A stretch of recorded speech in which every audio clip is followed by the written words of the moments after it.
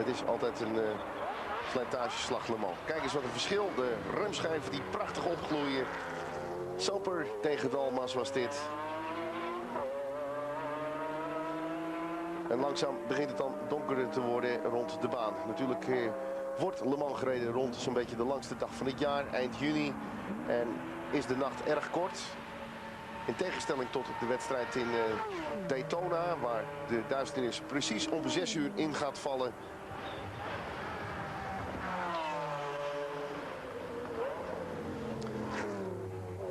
Tweeënhalve ronde wordt verloren met het verwisselen van de vloer even later. We zien hier de strijd tussen McLaren en Porsche. We hebben het dan natuurlijk over de Porsche startnummer 25.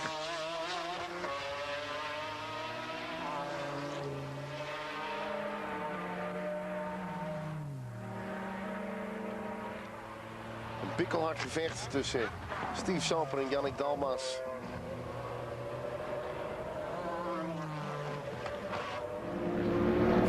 Seconds left. 45 go. Less than 45 go. He's got to do it now. He's got to do it. If he's got any chance of getting back by, he's got to make it happen right now. He's got to let him go and then try to get him right back. You're right on board right now with Fernandez. That is the 66 of De Ferran in front.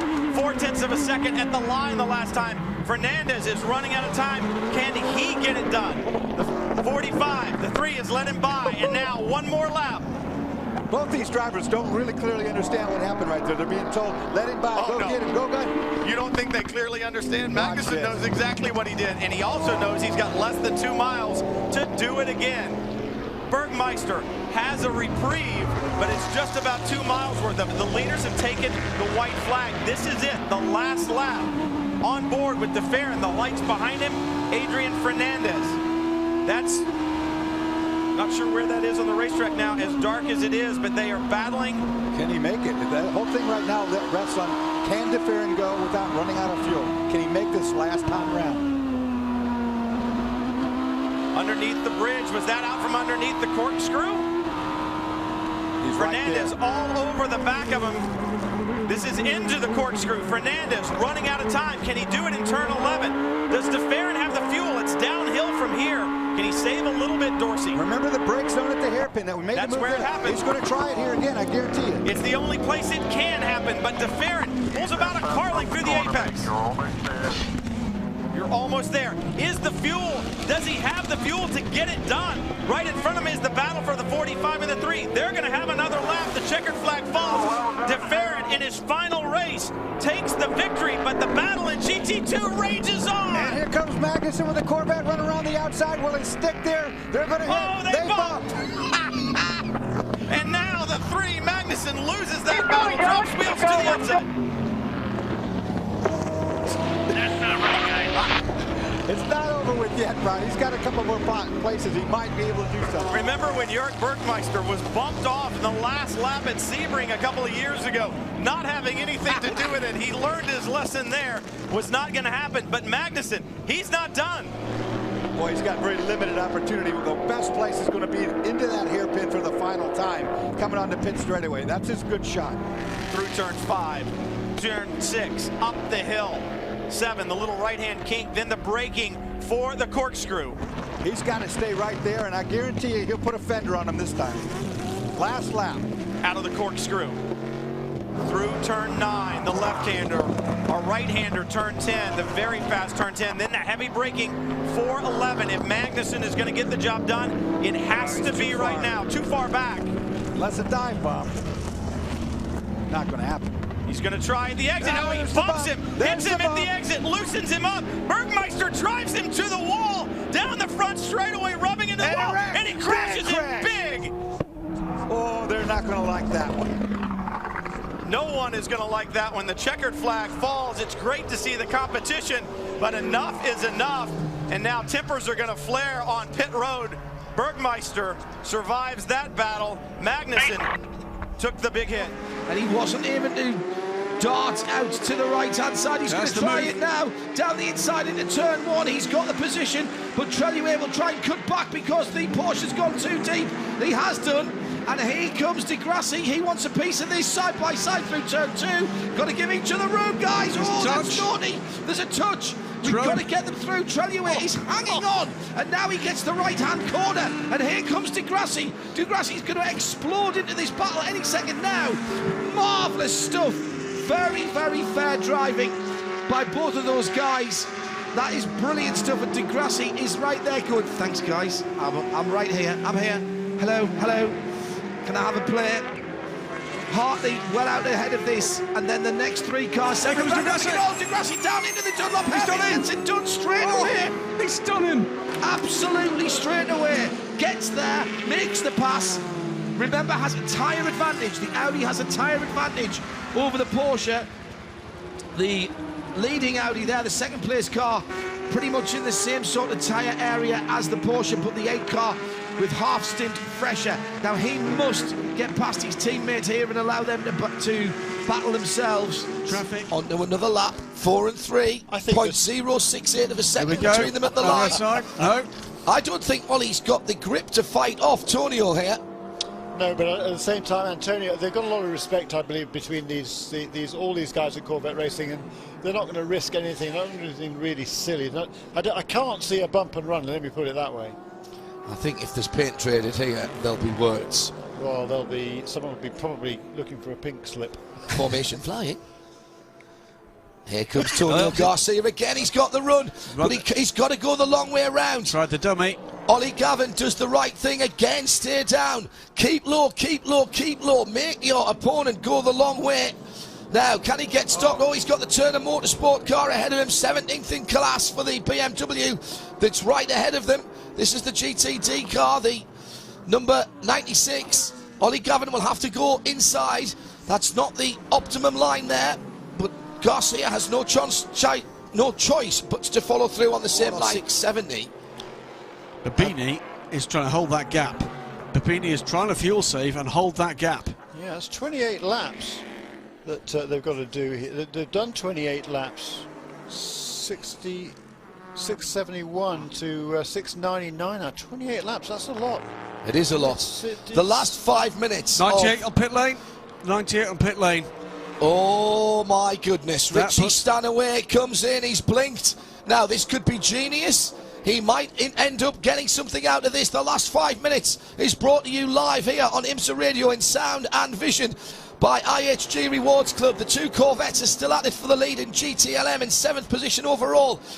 The question mark that hangs over the top 5 in GTD is, have they got enough fuel? Jeremy Shaw. The Aston Martin last pitted before this stop now on the same lap that Rene Rast did.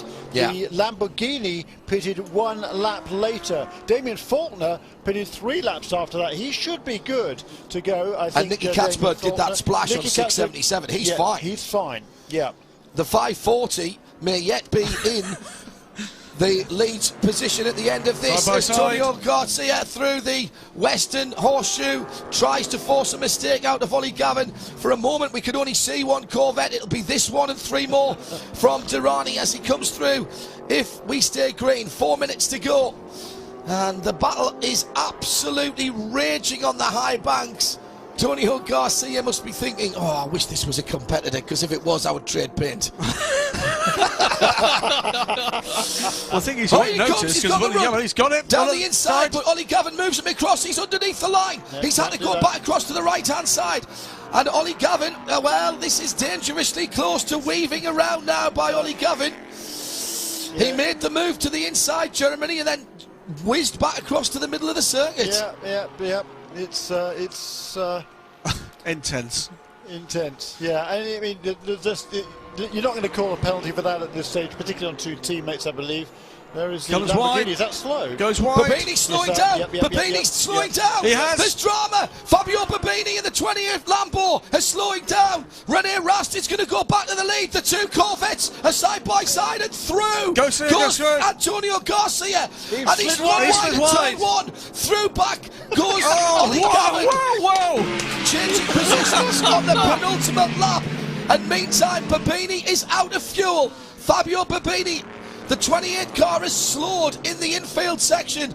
And there's cheers down at Audi. Shea Adam has seen the guy. They've seen it as well now down at the 44 pit. I thought the Magnus pit box was going to collapse because all 7 people sitting on top of it jumped up in the air about 6 feet and landed at the same time. There was a huge cheer from Audi. Remember, we don't know that they're good on fuel yet, though, but apparently they know something we don't. They've still got 2 more laps to go, depending on where they are on the racetrack and where the race leader is. I mean, it's not a foregone conclusion here.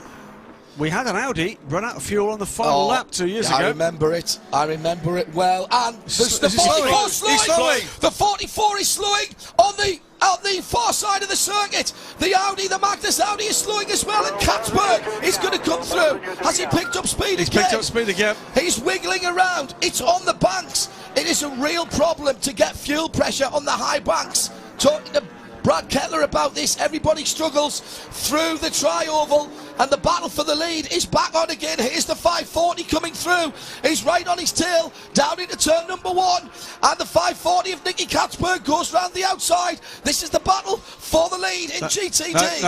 No, wrong Audi. The 11 car is at the International Horseshoe.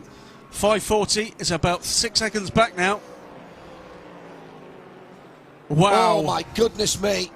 Babini has made it to the pits.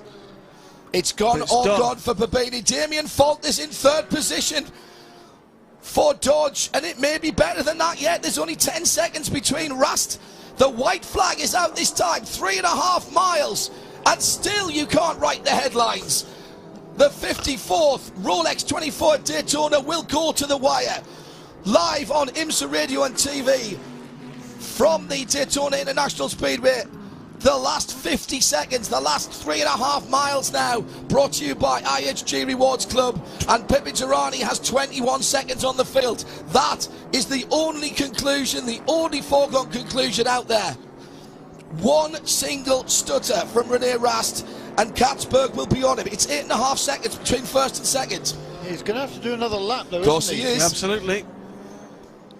Unless he gets passed by the leader. Yeah, where is it? I don't think that's going to happen. No, I don't think it is. He's in turns 3 and 4 now. No, that's not going to happen. Oh my goodness. Saw that Audi slowing down there. Yep. And I really thought it was going to happen again.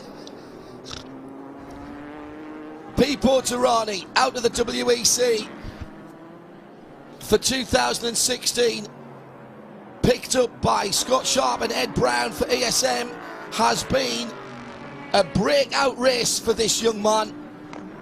Look at that. Damien Faulkner is only about four or five car lengths behind Nicky Katzberg. The bad news is there's 2 cars between them, and he's got past one of them, though, as Damien Faulkner. Here comes the Patron ESM.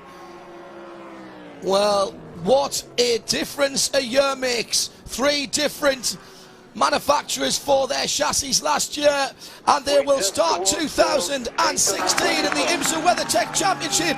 Inaugural race goes to ESM and to Patron. Let's get some reaction from down in the pit lane in a moment, because we still have other races to resolve. And here comes onto the high banks at turn 1 for the final time, the 44 of Rene Rast. There's damage to the right front of that car. The 540 is getting closer. 2nd is home. 10 comes home in 2nd place. That is Max Angelelli. Ryan Hunter-Reay will be next up. And Damien Faulkner in 3rd position in the Viper Exchange 93 car, Stars and Stripes car. Faulkner less than a second away from 2nd, but will get a podium here. Could it be better even than that? Down at Magnus, they think they've got it, Adam. They think they've got it at Magnus, don't they? I can hear them cheering. He can almost kick out the clutch and coast home from here, almost. And here comes the Porsche as well. Closing. Corvettes have gone through 1st and 2nd, with Earl Bamber in 3rd. And Magnus win for Audi in GTD. And right on the line, it is Katzberg from Faulkner. The 2 vets aren't finished yet. Here they come on the high banking, and Ollie Gavin round the outside.